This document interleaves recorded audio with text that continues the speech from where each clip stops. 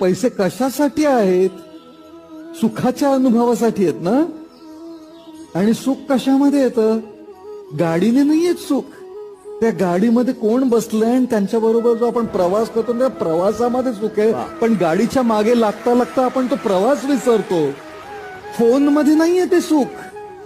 त्या फोनामध्ये नाहीये ते सुख. त्या फोनवर आपण कोणाशी संभाषण करतो, काय बोलतो, त्याच्यामध्ये सुख. पण फोनच्या मागे लागता लागता ते संभाषण विसरतो आपण.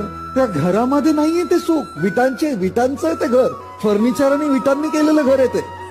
पैसे काय करतो? फक्त ते घर आणून देऊ शकतो त्याला. सुख घरामुळे नाहीये हो. घरामध्ये सुख असलं असताना एकटे जरी असतं ना, फर्निचरला किती छान आहेस रे, लाल आहे रे. फर्निचर मध्ये असतं सुख आणि विटांच्या घरामध्ये असलं असतं तर सगळे एकटे राहणारे अगदी सुखी राहिले असते ना. म्हणून फर्निचर आणि विटांच्या घरामध्ये सुख नाहीये, नात्यांमध्ये सुख आहे आपलं. घड्याळामध्ये सुख